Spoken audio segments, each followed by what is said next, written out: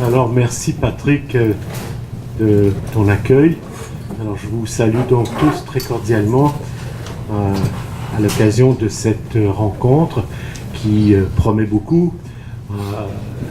Cette rencontre, en fait, nous la devons au travail d'Anne Le Garé qui a, ces dernières années, entrepris ce qu'on pourrait appeler une récapitulation de son parcours à la fois théorique et pratique. Et donc ça, c'est une chose qui est très importante et sur laquelle on va revenir. Et donc, en vous accueillant ici ce soir pour en parler, il faut bien voir que ce livre récapitule, en un sens, tous les livres qu'Anne a publiés auparavant, toutes ses interventions, son engagement de fond pour la cause de la souveraineté. Et donc, on est très heureux, Michel et moi, qui sommes ses amis depuis si longtemps, d'avoir cette occasion de discuter avec elle. Alors, je remercie la librairie Olivieri, je le fais autant que Patrick vient de le faire, qui nous accueille pour cette rencontre. Je remercie aussi, et je les félicite, les presses de l'Université de Montréal qui ont fait un travail éditorial remarquable sur ce très beau livre. Et voici comment nous allons procéder pour cette rencontre qui durera un peu plus d'1 heure, le temps d'avoir un bel échange avec vous aussi. Dans un premier moment, je vais dire quelques mots d'Anne Le Garé, pour vous la présenter, vous la connaissez tous, mais un petit mot ne sera pas de trop. Et puis après, Michel et moi avons convenu, dans une négociation serrée, de se distribuer les questions, parce qu'il y a beaucoup de questions, beaucoup de points très importants qu'on voudrait discuter, et devant un auditoire où se retrouvent des acteurs incontournables. Je salue M. Landry, c'est la première fois que je me trouve aussi près de vous, M. Landry, et je suis très honoré. Donc, on aura certainement l'occasion de poursuivre la discussion. Alors, comme on le dit sur la 4e couverture de son ouvrage, Anne Le Garé, elle est professeure retraitée du département de sciences politiques de l'UQAM. On dit aussi de 1995 à 1999, elle a exercé à Paris les fonctions de secrétaire général du Centre de coopération interuniversitaire franco-québécois, donc une fonction très importante dans un organisme aujourd'hui malheureusement disparu. Elle a été déléguée du Québec en Nouvelle-Angleterre et a représenté le Québec à New York et à Washington à partir de 1994 jusqu'à 1996. Et plusieurs de ses livres ont obtenu des prix. Et bon, alors, c'est donc quelqu'un qui a une très longue expérience de la question politique du Québec. Et je voudrais vous lire, avec ta permission, Anne, un petit morceau de la réflexion qu'elle fait sur son parcours pour un peu situer la perspective qui a été la sienne au moment où elle a commencé à préparer cet ouvrage qui, je le répète, est un ouvrage de grande portée, de grande synthèse. Elle écrit « Par mon engagement », c'est à la page 259 de l'ouvrage, « Par mon engagement, j'ai pu opérer la synthèse qui m'était essentielle entre d'un côté une vie consacrée depuis plus de 20 ans à l'approfondissement et à l'enseignement de ce qu'on appelle de façon un peu trompeuse la science politique, et de l'autre côté l'action politique. Cette expérience m'a appris le caractère nécessairement obsessionnel de l'activité politique, rivée sur des objectifs de persuasion et de victoire. J'ai aussi découvert dans l'État le cynisme inhérent à une détermination froide qui souvent ne craint pas d'être aveugle, obligée qu'elle se croit de vaincre à tout prix. La nécessaire maîtrise qui accompagne la décision politique ne pouvait que satisfaire a priori ma foi rationaliste de l'époque dans le lien que je croyais direct entre la fin et les moyens. Alors, on voit déjà dans cette déclaration à la fois la richesse de l'engagement théorique et pratique politique, si j'ose dire. Et donc, pour amorcer cet entretien, je voudrais m'adresser à toi, chère Anne, en disant que la lecture de ton livre m'a passionné. Je dois le dire, je l'ai lu et relu. Elle révèle en fait cette lecture un travail qui est très sédimenté, c'est-à-dire qu'il y a plusieurs couches. Et ces couches elles-mêmes illustrent toute une carrière d'écrit, de réflexion sur la souveraineté, la gouvernance, l'État, le fédéralisme bien entendu qui est l'objet de tes critiques, en particulier dans la première partie de l'ouvrage, l'identité très importante, l'américanité, enfin tous les sujets qui sont donc le lot des personnes qui s'engagent dans ces questions. Le livre se compose de 12 chapitres, je le dis à la destination des personnes ici qui ne l'ont pas encore lu. Ces chapitres reposent, on pourrait dire, pas pour l'essentiel, mais en partie en tout cas, sur la présentation d'un texte, un extrait de texte qui ont jalonné ton parcours, et l'intérêt de l'ouvrage, sa richesse, qui fait aussi sa complexité, parce que c'est pas une simple anthologie, c'est pas un coupé-collé de textes antérieurs. Donc ces textes sont accompagnés, je crois que c'est le meilleur mot, mais ils sont aussi commentés par un ensemble de réflexions qui permettent de mettre ta pensée donc en perspective. Alors ma première question, qui serait une question générale, dont on attendrait que tu nous donnes un peu ce qui est ta perspective, c'est comment t'es venu ce projet de publier ce livre, comment tu l'as conçu, comment il s'articule sur tes livres antérieurs, qui sont quand même nombreux. Et par exemple, tu dis, page 21, je m'adresse, j'ai beaucoup aimé cette phrase, parce qu'elle ne s'adresse pas à un passé, elle s'adresse à un présent et à un futur. Je m'adresse à ceux, dis-tu, qui œuvrent à tracer le chemin. C'est donc pas le chemin qui est derrière toi. Et ailleurs, tu dis, j'ai choisi des textes qui marquent l'irrésolu, c'est-à-dire les choses qui sont en train d'être travaillées, qui sont en voie de nouveautés et d'accouchement. Alors voilà, ça sera ma première question, de te donner l'occasion de présenter ton projet. Merci beaucoup. Merci Georges. J'aimerais, avant de me lancer dans la réponse à cette question complexe, dire moi aussi mes remerciements. D'abord, je remercie M. Poirier également, mon éditeur, dont je suis si fière. Et je peux dire que peu d'auteurs peuvent avoir la chance de travailler dans d'aussi bonnes conditions. Donc, je le souligne, ce sera un très chaleureux souvenir que ce travail commun. J'aimerais aussi remercier la librairie Olivieri. C'est un lieu sacré, en quelque sorte, pour ce type de rencontre. Donc, je pense que tout le monde a envie de venir chez Olivieri et de s'y retrouver, et on est très heureux de ça. Ensuite, je voudrais remercier mon public de ce soir, vous tous. D'abord, Bernard Landry qui est là, qui m'émeut énormément et m'honore de sa présence, et de nombreux amis et personnalités chères et importantes qui sont ici et qui sont fidèlement venus, soit pour me contredire ou pour apporter des choses. J'aimerais remercier aussi Georges fortement, un ami de plus de 30 ans, parce que Georges a été l'instigateur en douceur du fait que j'ai publié aux presses de l'Université de Montréal. Georges m'a dit sérieusement, avec ton manuscrit, va donc voir Patrick Poirier.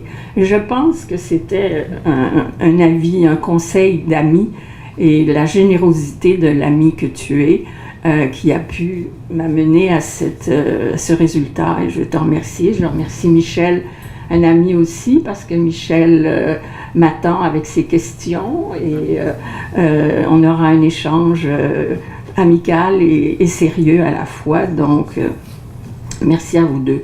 Avant de répondre, j'aimerais aussi ajouter un mot pour remercier Pierre-Carl Péladeau. Je le fais dans mon livre, mais je tiens à le faire aussi ici ce soir, parce que ce qui m'a beaucoup frappé quand j'ai eu besoin d'une aide financière pour pouvoir faire la publication, M. Péladeau a accepté de contribuer financièrement et à l'intention des PUM, et il ne m'a rien demandé. Il ne m'a pas demandé de le mentionner, il ne m'a pas demandé de lire non plus mon travail. Il a été tout simplement ouvert et généreux. Ça m'a beaucoup touchée. Je pense qu'il faut le dire, qu'il se comporte ainsi. Ensuite, je voudrais remercier Alain G. Gagnon. Alain m'a dit qu'il n'était pas sûr de pouvoir être ici. C'est le titulaire de la chaire de recherche en études québécoises et canadiennes. Et Alain m'a également soutenu. Et enfin, des amis très précieux, André Tessier et Léo Rossandler. Et ce que j'aimerais souligner, ça a été la spontanéité de leur aide quand je leur ai parlé des questions, des problèmes d'édition, etc., qu'on rencontre aujourd'hui. Ils se sont immédiatement, spontanément proposés pour m'aider. Donc, j'aimerais aussi souligner en terminant que j'ai dédié mon travail à la mémoire de Jacques Parizeau. Parce que Jacques Parizeau est comme Bernard, tout comme Bernard, Jacques Parizeau nous a quittés, la mémoire est ingrate. J'aimerais, et je le fais dans mon livre à quelques reprises, rappeler son apport et qu'il a été un guide pour moi dans mon action. Et Bernard, qui a été mon mentor, alors Bernard est venu me chercher en quelque sorte, c'est lui qui m'a mis sur la voie du Parti québécois et de l'engagement diplomatique, donc je lui suis très, très, très reconnaissante. Et encore chaleureux merci. Enfin, j'aimerais dire évidemment que tout ça n'est pas possible sans un climat de confiance à la maison, sans un soutien chaleureux, amoureux de mon mari, André Poupard, qui est là au fond et qui sourit, et de Frédéric.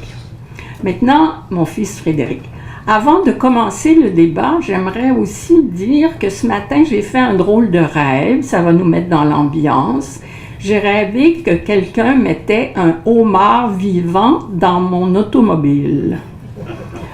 Je pense qu'on peut y voir mes craintes et mes anticipations face à ce débat. Je me suis dit en me réveillant, mais qu'est-ce qui m'attend ce soir avec ces deux-là? Donc, la première question est douce. Disons que c'est une question à laquelle je répondrai avec plaisir. D'où vient le livre? Le livre, on peut dire que j'en ai eu l'inspiration quand j'ai vraiment senti et vu la déprime générale, la morosité qui a atteint les rangs des souverainistes. Ça m'a beaucoup interpellée et je ne la partage pas. Donc, non pas parce que je suis branchée sur la prochaine élection puis que j'ai un optimisme à tout rompre. Non, c'est pas ça la raison. Non, parce que je pense qu'un projet comme le nôtre, comme le projet de viser la souveraineté du Québec, c'est un projet de long terme. C'est un enjeu historique. C'est un enjeu qui traverse, comme tout enjeu difficile, des hauts et des bas. Et là, on est peut-être un petit peu dans un creux, mais je crois fermement, fortement à la relève et à la prolongation de ce combat dans la perspective d'une réussite. J'y crois profondément. Donc, je me suis dit, à quoi ça sert? Comment on arrive à cet objectif de réussite?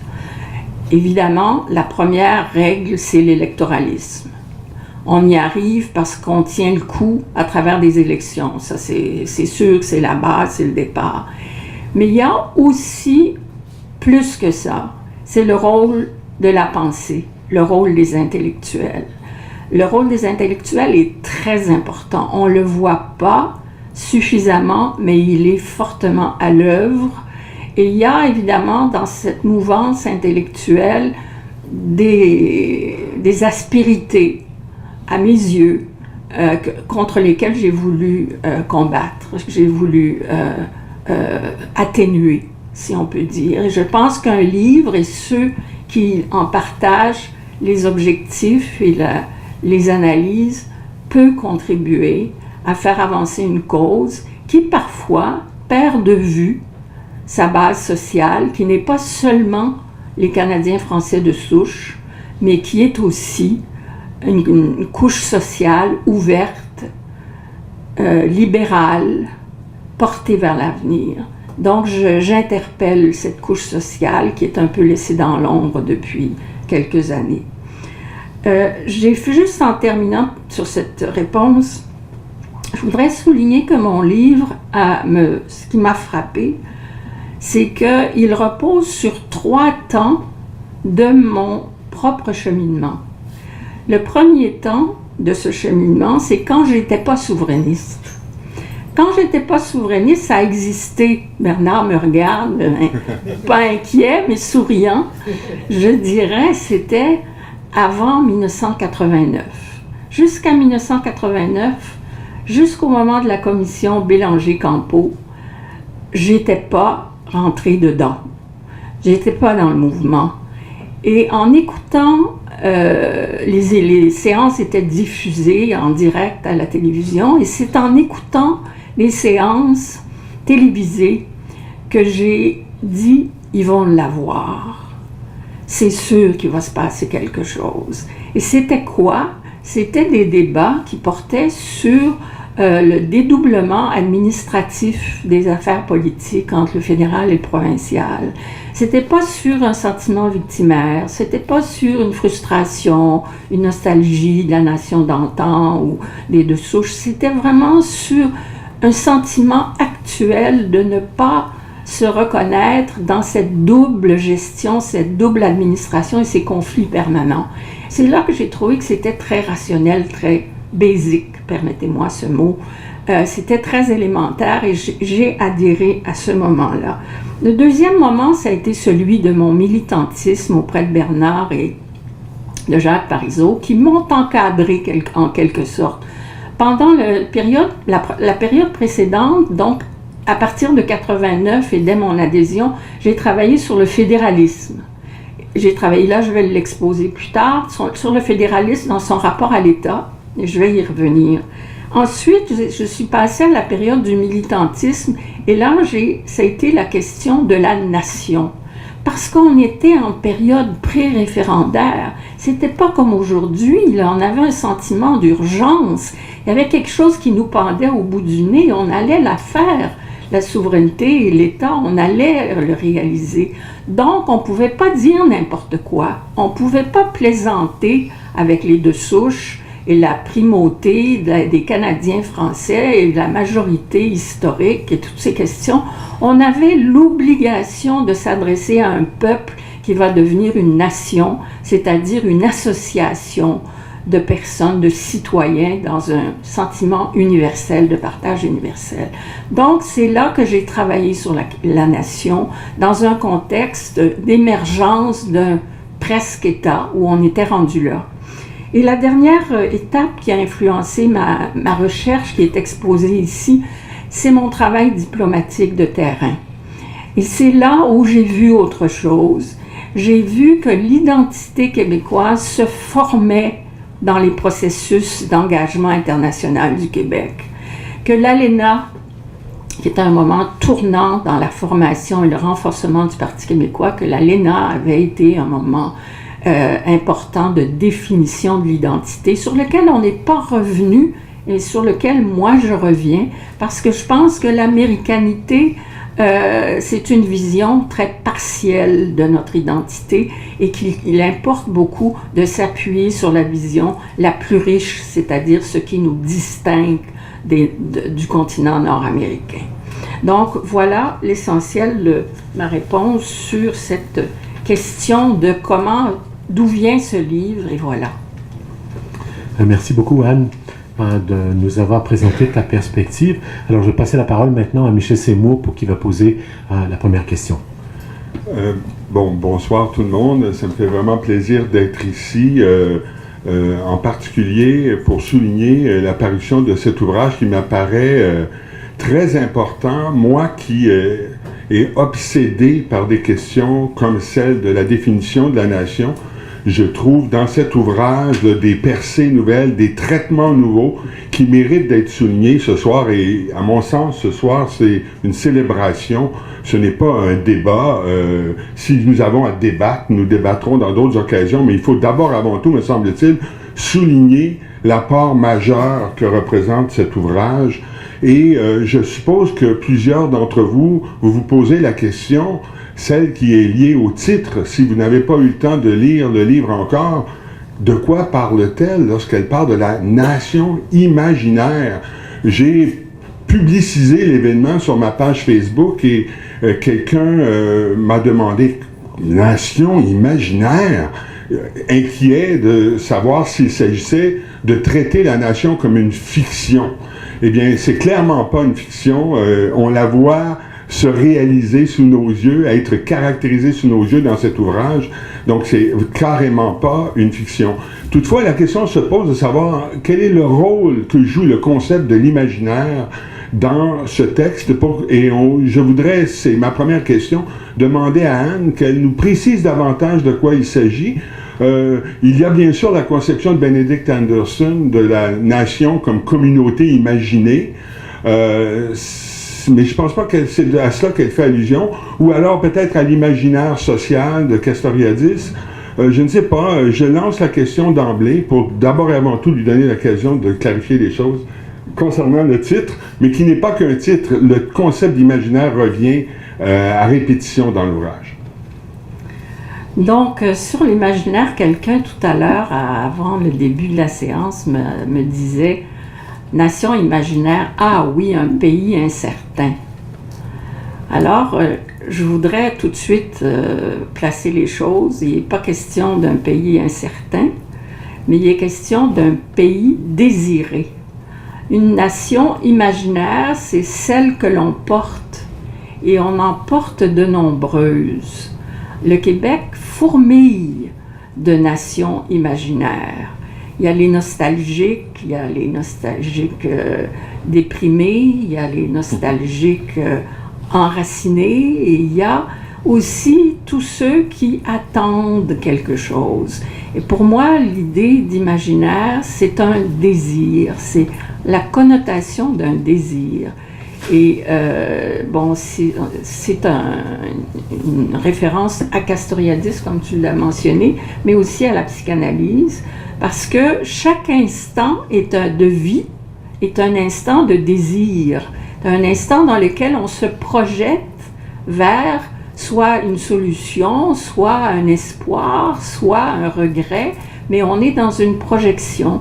Alors la nation, elle est portée à chaque instant, elle est en nous, elle est dans un projet imaginaire, et il y en a plusieurs sortes. Alors, je ne vais pas maintenant faire la pédagogie des diverses formes de nation, mais c'est pour dire qu'on a beaucoup de richesses à se pencher sur la nation qu'on désire. Laquelle est-ce? Laquelle est-ce? Est-ce une nation figée, établie, déjà acquise, ou est-ce une nation en formation? Et je pense que l'idée de formation, de projet de chaque instant, est une clé pour le politique. Pourquoi? Parce que le politique, c'est les transformations. C'est un objectif de transformation. Être intéressé par le politique, c'est être intéressé par le changement, par quelque chose de neuf. Alors, la nation imaginaire, c'est celle qui nous amène vers un projet nouveau. Dans ce projet nouveau, il y a faire un choix. Il y a choisir, c'est désirer. C'est deux faces de la même chose. Donc, je pense qu'en se penchant sur l'idée du fait que la nation québécoise est imaginaire, qu'elle est en mouvement, qu'elle est en formation, on peut y mettre des objectifs très élevés, des objectifs qui unissent les porteurs de cette nation, des objectifs qui fassent un mariage entre les différentes composantes de la société. Et c'est ce mariage entre ces composantes-là qui va nous amener demain vers une nouvelle société. Si on passe le cap de la souveraineté et qu'on fait un État, c'est évident qu'on arrive à une nouvelle société. Il faut porter la responsabilité de cette nouvelle société. Je trouve qu'on l'oublie, on n'y pense pas suffisamment. On pense toujours aux clés du moment. Comment faire pour gagner une élection? Comment faire pour être au pouvoir? Mais une fois au pouvoir, on pensera quelle politique mettre en place. Moi, je suggère qu'on pense aussi quelle société former au lendemain de ce processus politique. Donc, c'est dans ce sens-là que le mot imaginaire, pour moi, est un mot très, très riche sur le plan politique, parce qu'il va chercher les désirs, il va chercher les choix multiples, essaie de les canaliser. Et je pense que la nation vers laquelle je me penche dans ce livre a 4 caractéristiques. Moi, je fais ces choix. La première, je la veux révolutionnaire, c'est-à-dire une nation héritée de la Révolution française, qui était une association. Le sens de la nation révolutionnaire, c'est d'être une association. Pour être une association, il faut de la volonté. Pour faire une association, c'est pas donné, c'est pas reçu. Une association, c'est quelque chose qu'on fabrique, que l'on met en place avec un critère d'égalité des citoyens qui la composent. Donc, il faut ici faire appel à la volonté. La volonté et la raison, c'est le juridique. Le politique va chercher le juridique pour rendre cette égalité de tous les citoyens possible. Enfin, c'est dans un monde continental où on est un peu enfermé dans l'univers anglo-américain et anglo-canadien.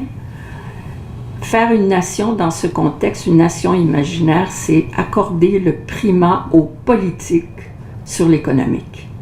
Une fois qu'on a établi les relations économiques, la nation québécoise doit être la préoccupation d'une politique spécifique dans ce contexte, dans cet environnement continental.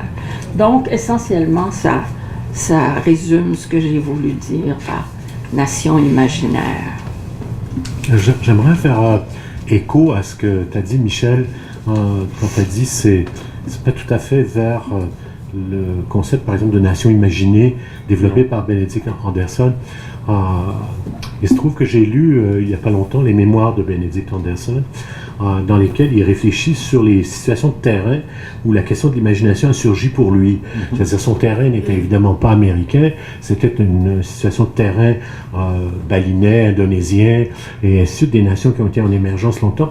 Et son propos rejoint tout à fait ce qu'Anne vient de dire, c'est-à-dire que l'idée, c'est le projet, c'est-à-dire la volonté qui s'élabore dans une situation on pourrait dire de frustration ou de méconnaissance. Et moi, ce qui m'intéresse dans le livre d'Anne, enfin, un registre sur lequel tu tiens très très souvent, parce qu'on pourrait t'attendre de toi, après la longue carrière qui a été la tienne, que tu te contentes de faire des bilans. Ça n'a pas marché ça n'a pas marché ça, et ainsi de suite. Et en particulier à partir de ton expérience, tu as quand même fait un livre très important là-dessus, qui est Le Québec otage de ses alliés, sur lequel tu reviens dans ce livre. Mais c'est pas ça d'abord. La couche sur laquelle je m'arrête, le registre sur lequel je voudrais t'interpeller, c'est l'idée on pourrait dire, qui dépasse l'analyse politique. C'est pas seulement de l'analyse politique, c'est de la philosophie politique. Et la philosophie politique, c'est de s'adresser précisément à ce qui, dans un corps associatif, disons de citoyens, se pose la question de leur avenir. Et à plusieurs reprises, tu dis ta déception face à l'idée précisément de la prison des calculs, de la prison des contraintes, et du résultat qui est immédiat, c'est-à-dire l'impossibilité de penser ce que serait un projet républicain. D'ailleurs, tu rends hommage à quelques reprises à ton collègue Marc Chevrier, alors, qui a fait ce livre important sur la République, le seul à ma connaissance. Et donc, là-dessus, je dirais, peut-être que je te demande pas de commenter ça parce que je pense que tu vas être d'accord, mais je crois qu'il y a une dimension, en d'autres mots, très importante de philosophie politique dans ce livre, c'est-à-dire de de propositions qui dépassent les constats que tu fais et les analyses que tu proposes des difficultés ou des échecs du passé. Les débats dans lesquels tu t'engages, par exemple avec les théoriciens de l'américanité, dans la deuxième partie de ton ouvrage, révèlent ça à proprement parler. C'est-à-dire que c'est une question d'assumer une identité complexe et non pas de se replier vers des identités trop simples ou des identités tout simplement qui sont nostalgiques ou qui sont protectrices. Alors, je venais à dire ça en écho à ce que tu dis, Michel. Je crois que c'est vrai que c'est difficile de penser imaginaire, mais imaginaire, pour moi, rend le son d'un désir philosophique de penser quelque chose, d'arriver à saisir quelque chose comme un projet qui peut être partagé, et on a ça beaucoup dans ton livre. Je me déporte tout de suite vers une autre question que je t'ai communiquée. J'ai eu l'honneur, je le rappelle, je tiens à le dire ici, tu as rappelé que ça fait plus de 30 ans qu'on se connaît. Anne, je suis obligé de te le dire, ça fait plus de 40 ans. Ça fait très très longtemps. En fait, j'ai eu le plaisir de publier le livre que tu as préparé avec ton ami et ta collègue Nicole Morph. Un livre que nous avons publié ensemble chez l'éditeur Urtubise HMH, dans la collection que j'y dirigeais, Brèche, sur la question de la société. Je sais que ce thème de la tension entre la société et l'État est fondamental pour toi. À combien de reprises dans des discussions qu'on a eues, toi et moi ensemble, est-ce que tu ne m'as pas reproché, reprocher doucement, mais tu m'as dit, mais Georges, tu oublies la société? Parce que moi, j'étais toujours quelqu'un qui, dans la discussion, disait le défaut de l'État. Pourquoi l'État n'est pas là? Pourquoi et tu disais, mais Georges, les forces sont dans la société. Tu as invité la conversion du regard vers la société, en particulier la société civile. Et donc, dans ce livre qu'on a sous les yeux maintenant, cette problématique de la tension entre la société et l'État fait retour. Tu proposes dans la première partie de ton livre une analyse d'une richesse incroyable du pouvoir de l'État, et en particulier ta critique du fédéralisme canadien comme fédéralisme dominateur, l'illusion de la construction d'une confédération d'États associés, si j'ose dire, et qui consacre plutôt la minorisation du Québec comme région de fait, en fait, et qui est représenté par un seul État, qui est le Canada, et c'est un mouvement dont les théoriciens aujourd'hui sont bien avisés. Quand ils parlent du Canadian Nation Building, on sait de quoi on parle. On le voit pratiquement tous les jours, et tu cites des textes d'ailleurs qui sont, de ce point de vue-là, absolument déterminants. Et donc, en même temps que tu fais ça, tu proposes une description très fine de ce que tu appelles les lieux d'attachement. J'ai beaucoup aimé cette expression. Je ne sais pas si tu la crées ou si tu l'empruntes à quelqu'un, mais cette idée de lieu d'attachement des Québécois, l'appartenance au Canada français, bien sûr, mais surtout, en écho avec ce que tu viens juste de dire, le projet national, c'est-à-dire l'idée qu'une société est le lieu où s'élabore ce projet, une volonté de refonder. Et alors, c'est pas cet intitulé-là qui va me faire dire que ton travail est d'emblée philosophique. Ça, je crois qu'il l'est pour plein de raisons, mais ce serait une excellente raison. Et enfin, la troisième dimension de ces lieux d'attachement, le régime fédéral. Alors là, une surprise formidable dans ton livre, incroyable, c'est ta description, je ne sais pas ce que tu en as pensé, Michel, de l'habitus. Le fédéral comme un habitus qu'on a intégré. C'est comme la distinction entre la main gauche et la main droite. On n'y réfléchit pas. Et on donne le consentement dans l'élection. L'absurdité, en quelque sorte, de ce consentement, en fait, son caractère paradoxal, disons ça comme ça, parce que c'est pas absurde.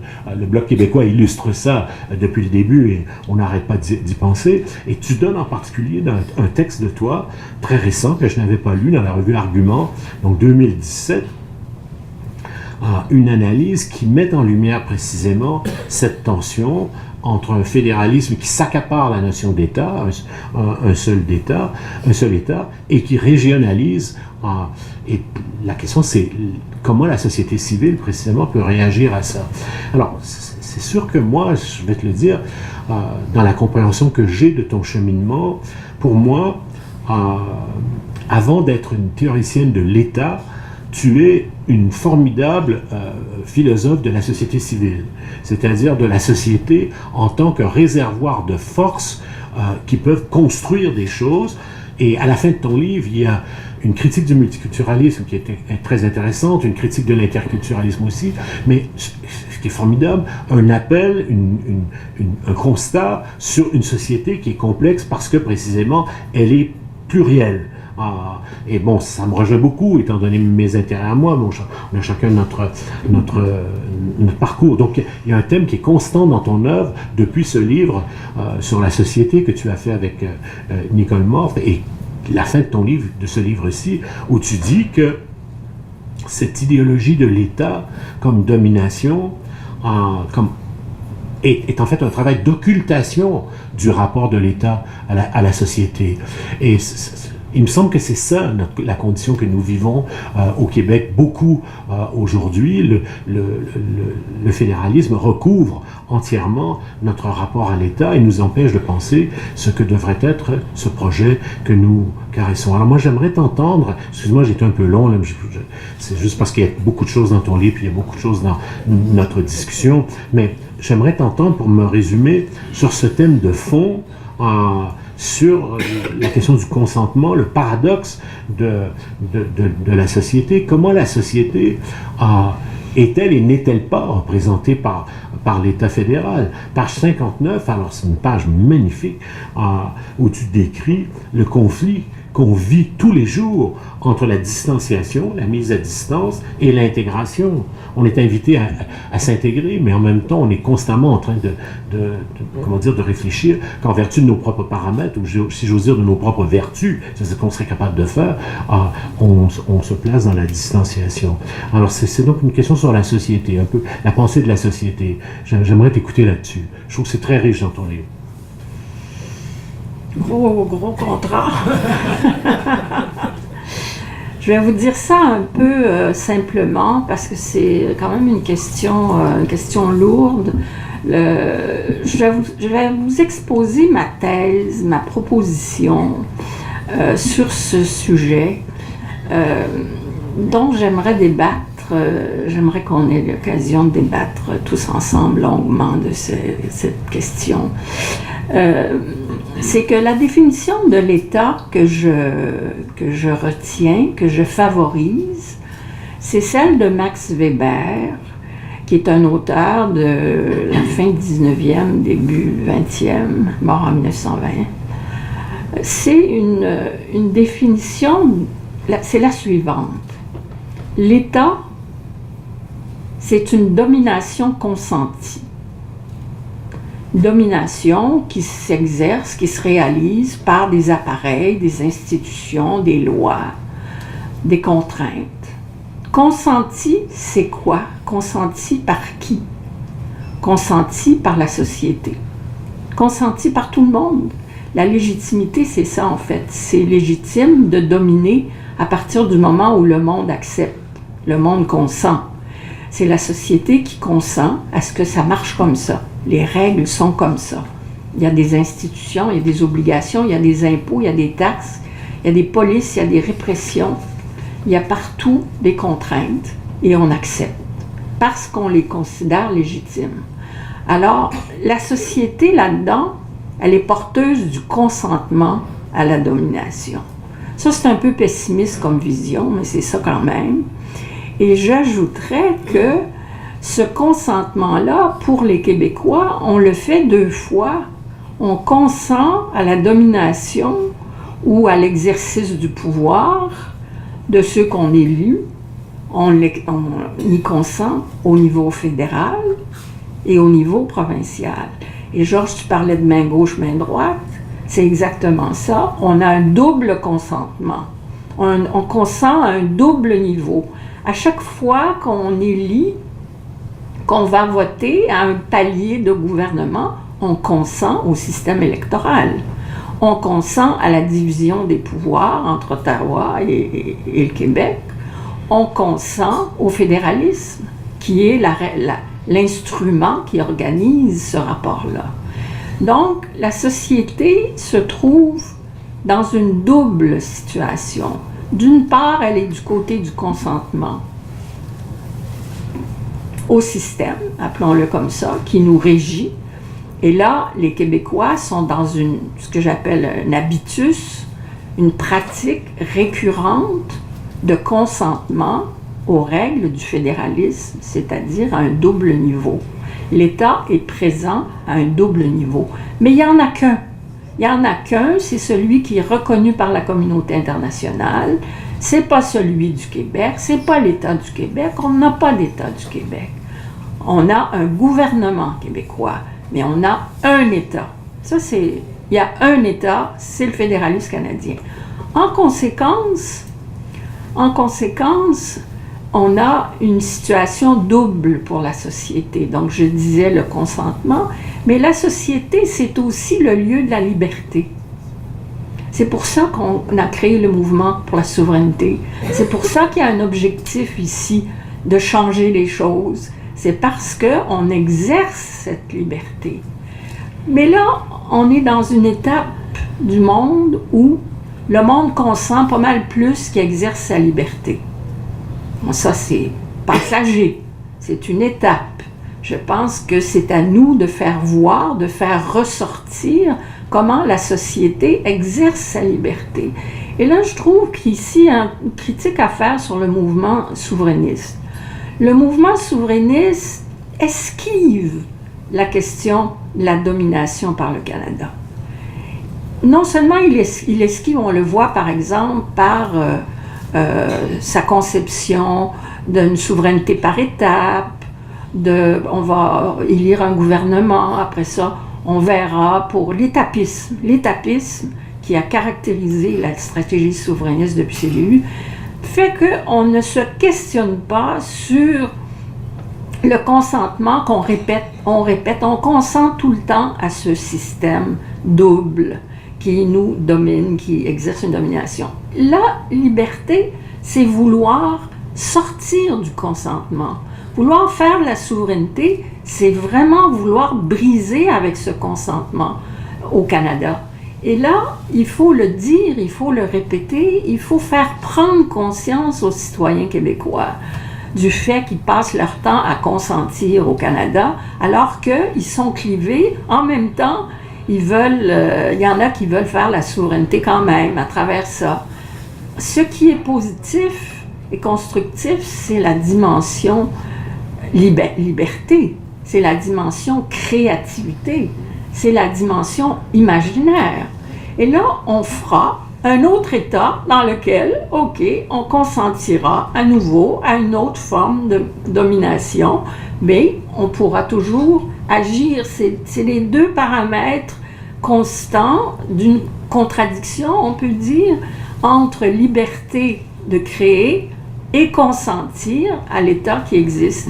Et là, ici, je trouve qu'on a un gros travail à faire, parce que si on veut sortir du consentement, il faut d'abord en être conscient, il faut mettre l'accent sur ce consentement, il faut répéter qu'on est dans le consentement, qu'on le voit, qu'on le constate et qu'on ait envie d'autre chose, qu'on ait envie d'en sortir. Mais il y a comme une espèce de roulement, d'habitude, de dire, ben, c'est comme ça, c'est le Canada, c'est comme ça, le Québec, c'est comme ça, et on le fait. On n'a pas cette vigueur de vouloir créer quelque chose de neuf. Ça, c'était ma proposition sur la société. Donc, ce que Georges dit, c'est la société est fondatrice. C'est elle qui compte, avant tout. Et c'est à elle qu'il faut s'adresser. Pas seulement à ceux qui sont dans les rouages de l'électoralisme, pas seulement à ceux qui vont voter, qui vont aller porter un vote, mais bien aux êtres humains qui sont dans une projection d'eux-mêmes, qui sont dans un rêve d'un autre monde, et insuffler à cette liberté un contenu en lui fournissant un projet. Donc là, on aurait une société civile complètement en proie à à elle-même, à ses propres moyens, la reconnaissance de son propre pouvoir.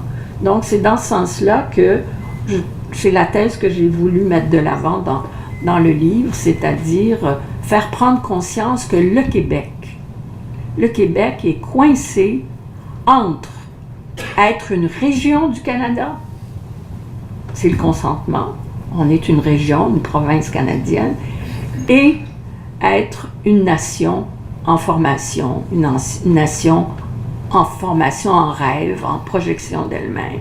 Et les deux coexistent en même temps. Donc, c'est comme une espèce de travail sur soi qu'on devrait faire pour constamment voir à quel moment on est dans le processus de la région, une région du Canada. Et là, j'aimerais citer en passant M. Couillard, qui a déposé un rapport au printemps, au mois de mai, dont le titre est « Québécois, notre façon d'être Canadien ». C'est la plus belle illustration que nous sommes une région du Canada, pour certains. Et c'est à ça que l'on consent actuellement. Et donc, c'est face à ça qu'on a un travail à faire pour se libérer de ce consentement. Voilà. Le temps passe.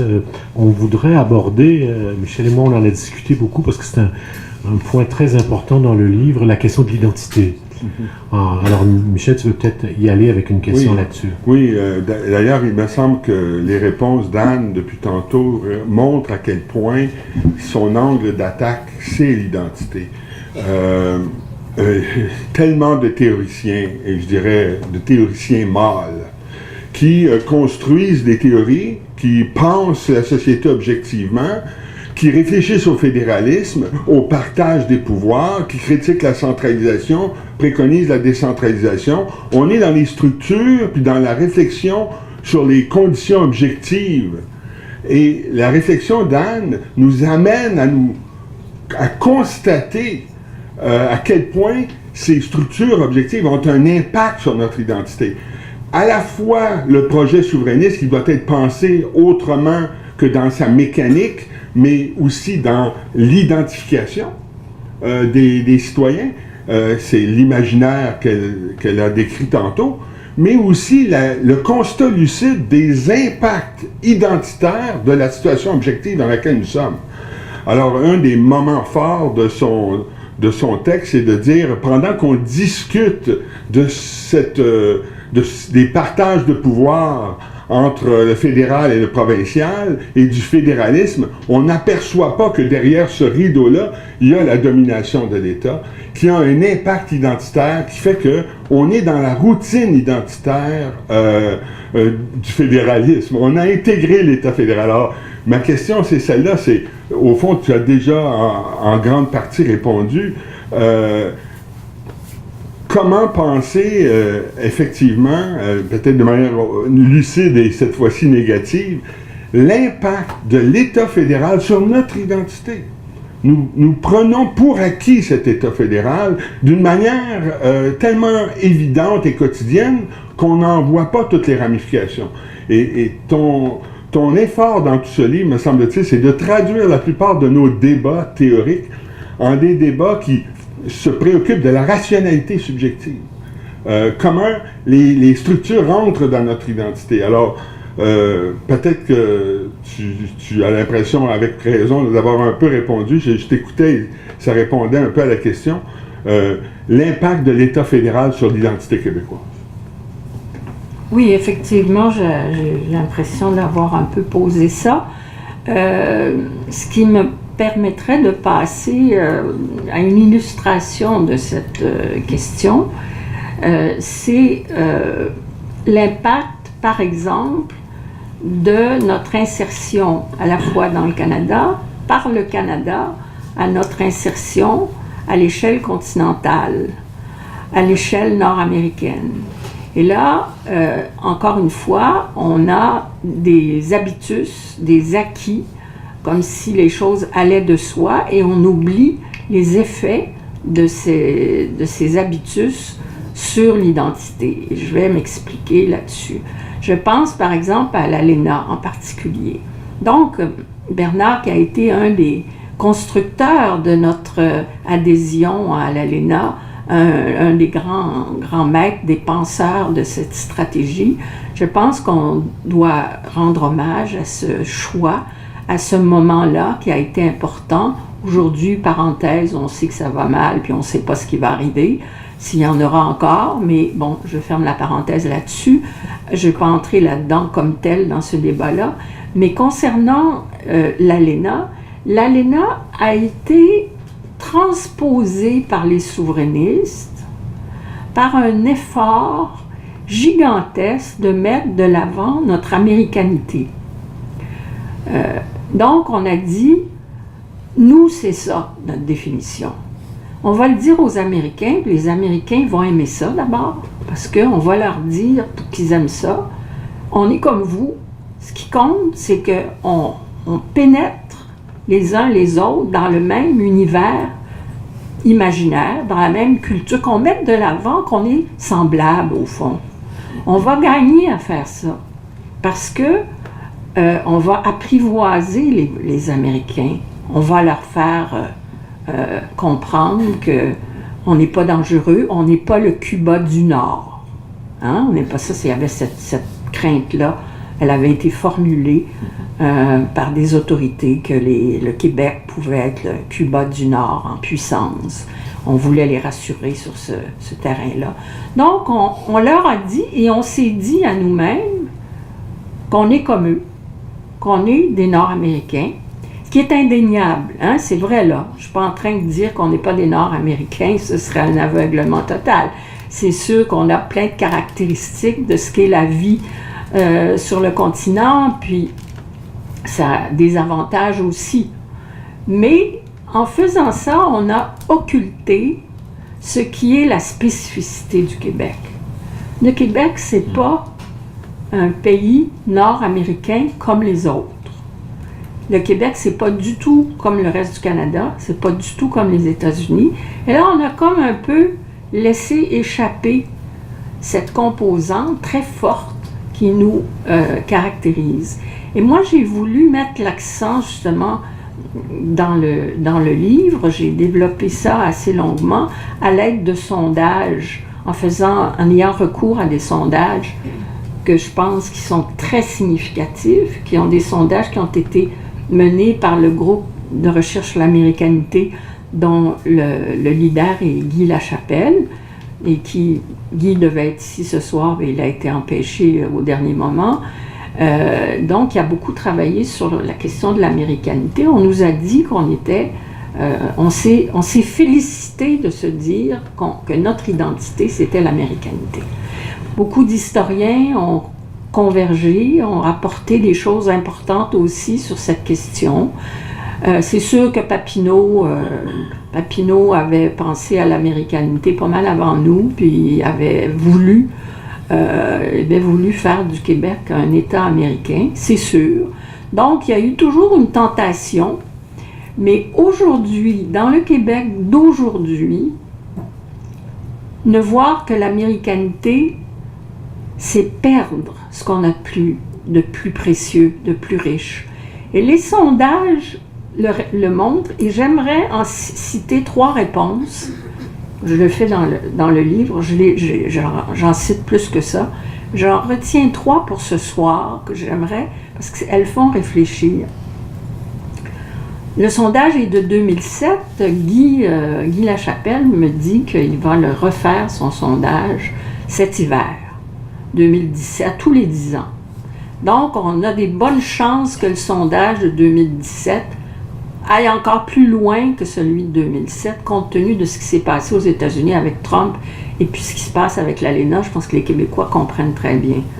Mais en 2007, 70% des Québécois disaient le Québec devrait renforcer ses rapports avec les pays francophones pour faire, et je cite, la question était textuellement la suivante, pour faire contrepoids aux États-Unis.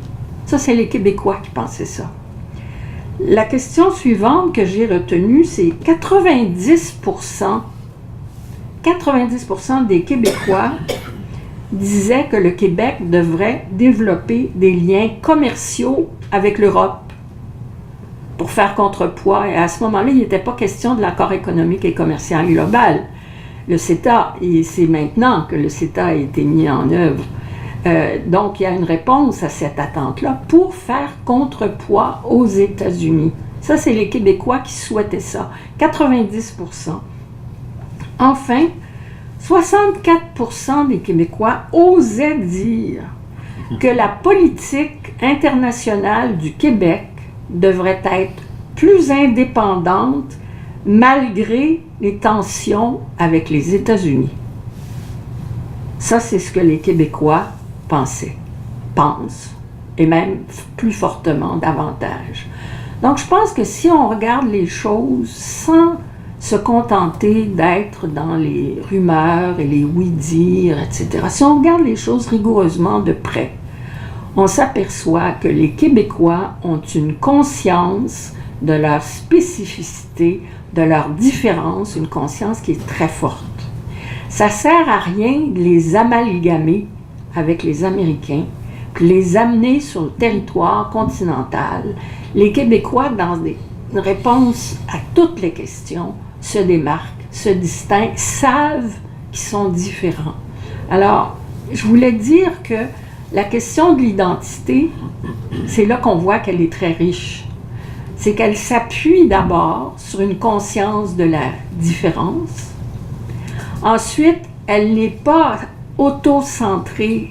Les réponses montrent qu'elle n'est pas tournée vers les frilosités, vers seulement un héritage, mais bien qu'elle est ouverte sur le monde, vers la francophonie, vers l'Europe, et que c'est sur ces dimensions que je pense que le projet de souveraineté a intérêt à se concentrer plutôt que sur les similitudes continentales. Voilà. Merci beaucoup, ça me donne la passerelle idéale pour enchaîner, parce qu'il y a dans ton livre une dimension qui émerge dans le moment, dans la philosophie politique, c'est l'idée d'une société civile mondiale, en quelque sorte en contrepartie. Bon, il y a eu bien sûr le phénomène de l'intermondialisation où le Québec a beaucoup participé. À un moment donné, dans ton livre, tu considères que cette société civile mondiale est une forme de fiction. Tu poses la question de savoir comment on peut réagir à ces configurations-là. Et tu parles, à la page 93, de la synthèse imaginaire et symbolique de tous les régionalismes. Il se trouve que ces jours-ci, j'ai été amené à regarder un dossier bien particulier qui illustre parfaitement ce que tu viens de dire. Ce dossier, c'est la réaction comparative du Québec et des autres provinces canadiennes, on pourrait dire au dossier de Marcader, et en particulier à la compensation consentie par le gouvernement canadien en vertu de la Charte des droits. Eh bien, au Canada, l'opposition et même l'hostilité à l'endroit de cette compensation atteint des chiffres de 80%. C'est rigoureusement l'inverse au Québec. Alors, je ne veux pas discuter ce cas-là en particulier. Je dis juste que si on cherche quelque chose qui peut illustrer ce type de choses dans la société civile, il y a d'autres composantes de l'identité qui ont à voir avec, par exemple, la question des droits, avec la question républicaine que tu mentionnes à plusieurs reprises dans ton livre. Et donc, c'est assez important. Alors, je tenais à signaler cet aspect-là et j'apprécie beaucoup la réponse que tu viens de nous donner. Qui me semble tout à fait illustrer ta position dans le livre. Alors, Michel, je passe tout de suite à la question suivante, parce que je vois l'heure filer et j'aimerais qu'on passe à la salle. Je pense que tu voulais poser une question sur la question, donc tu voulais poser une question sur le dossier du pluralisme identitaire, mais peut-être qu'elle est déjà un petit peu... Oui, alors je vais plutôt aller à la toute dernière question que je voulais soulever, parce que ce qu'on doit dire, c'est que dans les différents dossiers que Anne examine dans son ouvrage, elle aperçoit des enjeux identitaires dans les débats politiques qui sont les nôtres. Elle vient de l'illustrer. Notre adhésion à l'ALENA n'est pas sans répercussions identitaires. Il y a des auteurs qui ont parlé, à partir de ce moment-là, de notre américainité. Le lien de libre-échange avec l'Europe ne sera pas non plus sans répercussions identitaires. Et la position d'Anne, d'une manière générale, on pourrait passer de longues heures à décrire comment, dans le livre, elle ménage une voie médiane entre deux positions qui ont tendance à se cristalliser dans notre société. Ceux qui s'en remettent d'abord et avant tout à la France, à notre rapport à la France, et pensent le Québec en suivant à la trace l'évolution des débats en France, et ceux qui raturent, pour ainsi dire, comme elle l'a souligné, cet héritage-là au profit seulement de notre américainité. Alors, cette tension, elle l'illustre beaucoup dans son livre, et je voudrais aller tout de suite, moi, à mon dernier point, parce que dans le cadre de cela, de cette démarche, elle a insisté là pour les dangers d'une approche qui serait trop américanisante, mais il faut dire aussi qu'elle a une critique du nationalisme conservateur. Et je pense qu'il faut souligner cet autre aspect pour saisir correctement comment elle essaie de penser l'identité québécoise sans verser dans l'un de nos travers, je crois, le danger d'une sorte de repli sur soi et d'une sorte de conservatisme. Alors, quid du nationalisme conservateur, Anne?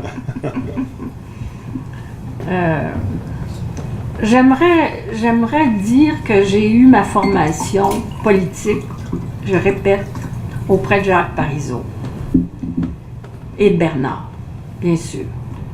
Et Jacques Parizeau, il n'était pas frileux, il n'était pas peureux, il n'était pas nostalgique. En passant, j'ai invité Lisette Lapointe à être là ce soir, mais elle n'est pas au Québec. Elle n'est pas au Québec cette semaine. Il n'avait pas peur. Il n'avait surtout pas peur de disparaître. Donc, cette phobie de disparaître qui agite notre culture, notre pensée, je la mets de côté. Je ne suis pas pessimiste. Je ne pense pas que nous allons disparaître. Je pense que nous allons être plus forts, évidemment, si nous le voulons, mais je pense qu'il y en a beaucoup qui le veulent. Il y en a beaucoup qui le veulent. Il y a beaucoup dans les relèves, dans les nouvelles générations, cette conviction. Je l'ai vue, je l'ai fréquentée, je l'admire et elle me rassure. Donc, dans ce sens, il faut voir le Québec à travers la volonté, la raison. La raison. C'est-à-dire que ce que nous faisons au niveau du palier gouvernemental, pas toutes les décisions ne sont pas toutes bonnes, tout est. Mais ce que nous faisons, les gestes que nous posons sont des actes de raison pour renforcer la société. Pourquoi est-ce qu'on ne le voit pas? Pourquoi est-ce qu'on ne le dit pas? Pourquoi est-ce qu'on est toujours dans le sentiment que ça va mal, qu'on va disparaître, que les deux souches n'ont pas le dessus et qu'il faut mettre de l'avant la majorité canadienne-française de souche, sinon... Parce que la Révolution tranquille, pensons-y 2 minutes, la Révolution tranquille, ça n'a pas été fait par la majorité, pour la majorité, ça a été fait par le Québec dans son ensemble. La formule de Jean Lesage, « maître chez nous », maître chez nous, c'est tout le monde. C'est pas maître, nous, la majorité canadienne-française, les francophones, c'est tous, c'est maître, tous, nous sommes tous maîtres. C'est ce message, cet imaginaire qui devrait être davantage, à mon avis, diffusé. En fait, au moment de la Révolution, la majorité, la fameuse majorité historique, elle opérait elle était en opération. Mais aujourd'hui aussi, la majorité dite historique, elle est en opération. Mais on ne passe pas notre temps à le proclamer. C'est un ensemble, c'est une synthèse. Encore une fois, j'aime le mot mariage. C'est un mariage de toutes les forces qui aboutissent à faire du Québec quelque chose de fort. Donc, c'est dans ce sens-là que je pense que l'identité conservatrice qui s'accroche à ce qu'on a été, oublie qu'on a été fort, oublie qu'on a été, au moment de la Révolution tranquille, vainqueur, et que c'est là qu'on s'est implanté, et que c'est cette identité-là à laquelle on devrait se référer aujourd'hui, et non pas à une identité défaite, une identité malheureuse. Donc, essentiellement, c'est ce que je voulais dire. Ouais, je pense que c'est important de dire aux personnes qui sont ici ce soir que dans ce livre, il y a des critiques très fortes du nationalisme conservateur. Et donc, les auteurs qui le représentent, M. Bock-Côté et d'autres, en prennent pour leur rhume. Donc, je le dis parce que tu ne l'as pas dit assez, tu le dis sans le dire.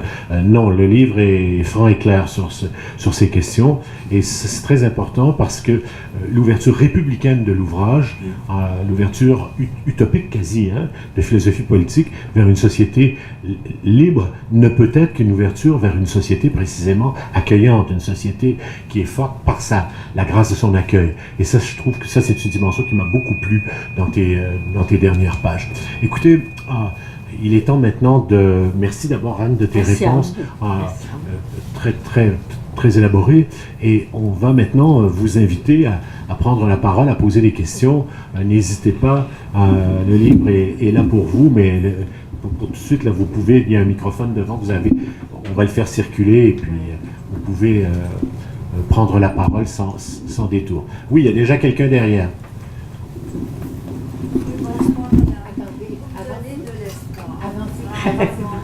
Non, attendez, on veut vous entendre. On veut vous entendre. Je suis rendue à un certain âge. J'ai besoin d'espoir devant ce Québec. Je suis intégrée, je suis la 3e génération, et avec mes enfants et mes petits-enfants, nous sommes fous du Québec. Mais une chose qui me fait de la peine, c'est comme une peine d'amour. Je vois le Québec se désintégrer. Et je crois que le peuple a besoin de se faire dire ce qu'il a fait de bien. Il a besoin d'entendre les Lévesque, les Landry, les Parizeau pour nous redonner cette fierté que l'évêque avait réussi à nous donner chacun, instruit ou pas. Et je demande aux penseurs de nous parler. On a besoin parce qu'on se fait écraser, et d'un côté par les Américains, par le fédéral et par le provincial, nos bons libéraux. Parlez-nous, on a faim de paroles, de fierté, et que le Parti québécois annonce en se vantant, mais il n'y a rien de mal à se vantant, les libéraux le font. Rappelez-nous les bons coups qu'on a fait depuis la Révolution tranquille. Parce que, à l'âge que j'ai l'impression qu'on est détruit à tout point de vue. Je vous remercie de votre attention, madame. Oui. On va enchaîner une autre intervention. Oui, allez-y, monsieur. Écoutez, Madame Desgaret, en 1960, lors de la Révolution tranquille, j'avais 20 ans, quelque chose comme 20 ans. Monsieur Landé aussi, arrivait d'études supérieures, Monsieur Parizeau également, on avait tous 20 ans. Aujourd'hui, on en a tous 60. Est-ce que cet effet démographique, de vieillissement démographique, n'a pas un effet sur la morosité ambiante? Il faudrait renvoyer la balle aux nouvelles générations qui sont ici. Il y en a plusieurs ici qui peuvent prendre la parole, et je ne pense pas qu'ils vivent ça comme ça. Daniel, quelqu'un d'autre. Joseph Yvon-Thériault. Oui, bon, écoutez, c'est super intéressant. Si j'ai bien compris au départ, l'idée qui est dit dans le titre, hein, que tu soulignes, c'est que le nous, la nation imaginaire, c'est le nous qui veut faire une association, c'est le nous républicain, etc. Et je me demandais, au fait, c'est qui ce nous? J'ai compris que c'était pas l'espace civil mondial, hein, que la société civile mondiale, c'est pas un nous, que le nous, c'était pas l'américanité, que c'était pas la canadianité, que ce n'était pas non plus le Québec parce que c'est une région, puis il n'est pas encore en association. Et que le nous, quelque part, il me semble qu'il réfère à la société. Mais pourquoi la société d'une région voudrait faire société? Pourquoi elle n'est pas contente de la société américaine dans laquelle elle est, ou pourquoi elle n'est pas contente de la société canadienne? Pourquoi elle a choisi le Québec, ce nous-là, s'il n'est pas un petit peu conservateur? Merci. Donc, je pense que ce nous, c'est justement l'imaginaire qui le porte. Pourquoi? Parce qu'on désire toujours mieux. Parce qu'on désire toujours mieux. Et dans la région canadienne qui est le Québec, on désire être soi-même, se reconnaître dans ses institutions. C'est tout, on désire. Le on, c'est tout le monde. Alors là, d'accord, on va faire des statistiques, mais tu as dit le Canadien, les Canadiens? Non, mais je veux dire, le on, pourquoi le on, c'est ce qui nous définit le territoire. Le territoire. La citoyenneté, mais oui, mais la citoyenneté dans ce territoire, ceux qui habitent ici jouissent tous de ces particularismes qui distinguent le Québec du reste des autres provinces. Donc, tous sont sollicités par ce désir. Ce désir, mais il faut le cultiver, il faut faire cette éducation, il faut créer ces circonstances qui éveillent à la conscience de ce nous, mais c'est ceux qui habitent ce territoire qui sont sollicités par le fait d'enrichir, de désirer mieux, d'enrichir ce territoire, cet espace distinct, de vouloir lui donner quelque chose qu'il n'a pas. C'est proprement l'exercice de la liberté. La liberté est toujours dans le fantasme, dans la fantaisie, dans la projection. Donc moi, j'ai confiance que, c'est mon point de départ, j'ai confiance que des conditions sont suffisantes. Ça suffit d'avoir un territoire distinct, avec des caractéristiques distinctes. Ça suffit pour avoir un projet, un rêve. Voilà ma réponse. Il y avait M. Turp avant Isabelle. Oui, absolument. Alors, Anne, merci. J'ai bien hâte de lire le tout, mais grâce aux presses de l'Université de Montréal, on peut lire l'introduction. Hein? Oui, on peut oui, feuilleter l'introduction, ce que j'ai lu. D'abord sur le titre, hein, parce que on pourrait penser que ça peut vouloir dire, entre les détracteurs pourraient le dire, que la nation imaginaire, c'est celle qui fuit la réalité. La nation imaginaire, c'est comme le malade imaginaire. Là, tu sais, c'est comme quelqu'un qui invente quelque chose qui n'existe pas, l'hypocondriaque. Là. Alors, j'ai bien hâte de lire et d'en savoir davantage sur l'imaginaire.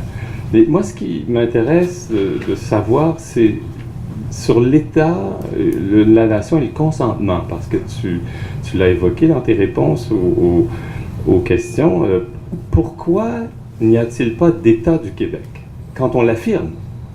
Tu sais, on l'a encore affirmé récemment dans la loi 62, là, qu'on n'aime pas surtout, là, l'État est mentionné, là. C'est rare dans les lois québécoises, là, mais c'est là. C'est dans la loi 99 aussi, dont on conteste la constitutionnalité. On va bientôt savoir si elle est constitutionnelle ou non. Ensuite, la nation. Tu parles de Canadiens, Québécois, notre façon d'être Canadien. Mais là, M. Couillard, là, il en parle de la nation. Il met même un N majuscule à la nation, si vous avez remarqué, dans cette politique d'affirmation. Et le consentement, ben, le Québec consent et ne consent pas. La loi, la loi de 82, là, on peut dire ce qu'on veut. Le temps laisse entendre que les gens pensent qu'on a consenti. Mais on n'a pas consenti. Il n'y a aucun gouvernement successif du Québec qui a osé consentir jusqu'à présent, peut-être parce qu'il croit que le peuple québécois n'y consent pas. Alors, vraiment, est-ce qu'on consent? Est-ce qu'on consent à l'idée d'être une région à l'intérieur du Canada au moment où on se parle? Moi, je dirais qu'on consent inconsciemment, mais tu as donné de beaux exemples de non-consentement, et il faut qu'il y en ait plus. Mais effectivement, il y en a des moments où on ne consent pas, c'est sûr. Mais mon regard, c'est que on est de manière générale dans un demi-sommeil de consentement. À chaque fois qu'on pose un geste cautionné par les règles du jeu canadien ou fédéral, on consent malgré tout. Il faudrait qu'il y ait une situation de crise du consentement dans laquelle les Québécois, de manière partagée, se disent « ça marche plus, on veut plus, on veut pas ». Là, on serait dans on serait dans la brisure du consentement. Mais en attendant, on cautionne sans arrêt. Et ce que je trouve important, c'est de faire ce travail de clarification pour justement qu'on consente, mais en sachant qu'on consent. De telle sorte, parce que il y a la légalité qui fait son œuvre également en même temps que la légitimité. Donc on est pris entre ces deux pièges. Il y a une autre question à laquelle tu n'es pas satisfait de ma réponse? Non, d'accord, ça va là-dessus. OK. Il y a une autre question que je trouve intéressante, parce que c'est toute la question, en fait, la fameuse expression « État du Québec ». Puis pourquoi j'assume, il n'y a pas d'État du Québec. Ça me permet d'ajouter quelque chose que je n'avais pas précisé. C'est qu'il y a plusieurs discours qui cohabitent. Puis il y a un discours qui domine, qui est depuis toujours, c'est le discours juridique, le discours constitutionnel. Ce discours-là, dans ce discours-là, il y a effectivement un État du Québec, effectivement, parce que la Constitution attribue aux provinces des pouvoirs. La Fédération canadienne, c'est justement une répartition, une division des pouvoirs qui donne aux régions, moi j'aime mieux le mot région, mais parce que les régions, c'est des régions dans un tout, et que l'expression État du Québec fait illusion sur le fait qu'il n'y a pas véritablement de reconnaissance de soi dans cet État, dans ce palier qui est le gouvernement québécois. S'il y avait satisfaction, reconnaissance de soi dans le palier gouvernemental, il n'y aurait pas jamais été question de souveraineté. Mais il y a un sentiment de non-reconnaissance d'une spécificité, d'un territoire, d'un ensemble qui demande à ce qu'on ait un pouvoir propre, qui est le pouvoir d'un État au sens fort. Dans ce sens-là, la nation devient politique. La nation devient actuellement, j'analyse les choses et j'aboutis à l'affirmation que la nation est quasi politique au Québec. Elle n'est pas politique. Et la nation qui est reconnue par Couillard, ce n'est pas une nation politique. Et celle qui est reconnue par Harper, qui a été reconnue par Harper, ce n'est pas une nation politique. C'est une nation culturelle. C'est une nation, c'est une description d'un ensemble distinct dont on reconnaît la différence, mais à laquelle on n'attribue pas les pouvoirs d'une nation politique. Donc, il n'y a ni nation politique accomplie, s'il faut un État, il n'y a pas d'État accompli non plus, et l'expression État du Québec, à mon avis, appartient au discours juridique. C'est très bien, mais il faut viser un discours politique. Et dans le discours politique, c'est l'État, il n'y en a qu'un, et c'est le Canada.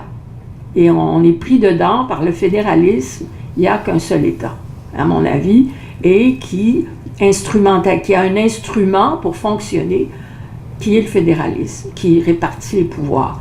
Et on l'a tellement bien vu dans les célébrations du 150e anniversaire de la Confédération canadienne. Beaucoup d'analyses ont fait ressortir le fait, ont démontré très bien que dans les intentions politiques de Macdonald et de ses alliés, il y avait la volonté de former un seul État, mais en consentant des pouvoirs secondaires aux provinces, et en particulier enfin, au Québec. Donc, dans ce sens-là, il y a un seul État.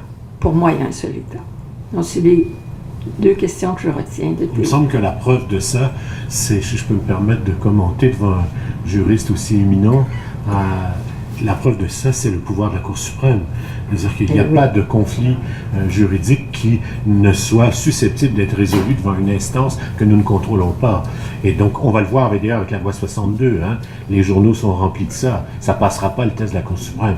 Mais à quoi ça sert alors de continuer? Et ainsi de suite pour toutes les législations. Alors, je sais que tu es très critique de ça aussi dans ton livre. On a peut-être le temps pour une ou deux Michel? questions. Oui. Et Madame Szymanski. Merci. À mon avis, le grand défi du Québec, c'est d'intégrer les immigrants. Le Québec est frileux par rapport à l'immigration. Pourtant, il y a des instances qui en réclament beaucoup. On regarde du côté des chambres de commerce, d'industrie, etc. On manque de main-d'œuvre. Donc, on a besoin d'immigrants, notre population vieillit, etc. Comment intégrer ces immigrants? Parce que, en disant toi-même que nous sommes dominés par l'État fédéral, c'est l'État fédéral qui reçoit d'abord ces gens-là. Les gens sont accueillis par le Canada. On l'a vu avec les drapeaux, Trudeau qui est là, qui accueille les Syriens, etc. Mais c'est comme ça que ça se passe. Je veux dire, le serment à la reine, etc., tous les symboles que ces gens-là reçoivent en arrivant sont canadiens. Donc, c'est l'État canadien. Alors, ma question, à mon avis, c'est le grand défi du Québec, c'est de les intégrer. Et là, je me dis comment? Parce que, surtout dans la région de Montréal, on assiste à l'instauration de communautés culturelles. Communauté culturelle véhicule l'idée de multiculturalisme, l'idée fédérale. Bon, nous, on parle ici d'interculturalisme. Comment réussir l'interculturalisme dans une société comme par exemple, en tout cas, dans la région de Montréal en particulier, là où s'installent surtout les hommes et les femmes qui viennent ici et qu'on est heureux d'accueillir. Et qui sont heureux d'être ici. J'en connais beaucoup. Je vis à Laval, qui reçoit beaucoup d'immigrants. On est heureux de les accueillir. Ils sont heureux ici, mais inconsciemment, ils véhiculent l'idée de multiculturalisme et ils se dégagent d'eux-mêmes cette idée multiculturaliste. Alors, comment vivre l'interculturalisme? C'est une vaste question, mais à mon avis, c'est notre défi. Tu as raison sur le constat de absolument la tendance, le réflexe spontané pour quelqu'un d'origine autre d'adhérer à son appartenance d'origine et se retrouver en communauté, c'est sûr. Mais ça, c'est dans l'ordre de la nature, c'est dans l'ordre des choses. Ça ne veut pas dire qu'on l'institue, qu'on l'institutionnalise, qu'on le cautionne. Le Québec a fait ses preuves à cet égard-là. Le Québec s'est donné de nombreuses politiques d'interculturalisme. Je les mentionne, il y en a une dizaine. Elles sont toutes mentionnées dans une partie du livre. Je pense que notre insécurité, qui est tout à fait compréhensible, notre insécurité face à cette difficulté d'intégrer, nous conduit à sous-estimer les acquis que les politiques interculturelles du gouvernement du Québec mises en place ont acquis des résultats. Je pense qu'il y a au Québec une possibilité de faire communauté, de faire, pas communauté opposée les unes aux autres, mais faire communauté comme ensemble, qu'il y a des conditions propices pour faire communauté et que, au lieu, pour ceux qui sont un peu pessimistes et un peu inquiets, au lieu de se replier sur les aspects négatifs, voir les énormes succès, les énormes avancées de ces mariages interculturels et voir qu'on progresse. C'est un enjeu de longue durée, c'est pas quelque chose qui peut se régler en un mandat gouvernemental avec de nouvelles politiques d'immigration en 4 ans. C'est pas possible. C'est une histoire de société, donc moi j'ai confiance qu'on a les mesures, les politiques qu'il faut, et je pense pas que les Québécois adhèrent à l'idée du multiculturalisme. C'est évident. Pour moi, je pense qu'il n'y a pas de doute là-dessus. Donc, il ne faut pas le reproduire, le répéter, parce que ça nous réconforte ou ça nous affole l'un ou l'autre. Madame Kubanski. Merci. Je voudrais d'abord dire que j'ai lu le livre de Madame Légaré avec un immense plaisir. Merci beaucoup. Et que, vous le verrez, les pages se tournent très facilement. Une fois que vous le commencerez, vous irez jusqu'à la fin sans vous arrêter. Et je me suis posé une question. Ce n'est pas vraiment une question, c'est une réflexion. Dans la République du Québec, dont nous rêvons, il faudra quand même un projet social. Parce que je me dis qu'au cours des 50 dernières années, est-ce que la notion de l'État ne s'est pas un peu diluée? Parce que si on prend les statistiques officielles, je n'invente rien, 8 personnes dans le monde possèdent la richesse de la moitié du monde les moins riches. Alors, l'État ne veut plus dire ce qu'il voulait dire il y a 100 ans. Et peut-être que c'est une chose qu'il faudra intégrer dans notre réflexion. Merci. Tout à fait, je vous remercie. Et le fait que la dimension sociale en tant que telle n'est pas suffisamment présente dans mon livre, je l'assume, j'y ai pensé. Je me suis dit que j'avais 400 pages d'une obsession et que je devais... C'est le prochain livre. Voilà, exactement. Alors, mais merci beaucoup. Sur ces paroles, en vous remerciant tous de votre présence, on va interrompre, s'arrêter. On ne peut pas s'arrêter, mais on va passer à autre chose. Je vous remercie d'être venu. Je remercie la librairie encore une fois. Anne est disponible, bien sûr, pour rencontrer ses lecteurs et signer des exemplaires, ce qui fait toujours plaisir quand on arrive avec un livre. Et en terminant, je remercie Michel, qui a été un collaborateur formidable. Michel, on a eu du plaisir à préparer cette rencontre parce qu'on a lu le livre ensemble, on a identifié ce qui nous interpellait, nous, et donc on a préparé nos questions ensemble en concertation avec Anne. Alors, merci beaucoup et à plus tard.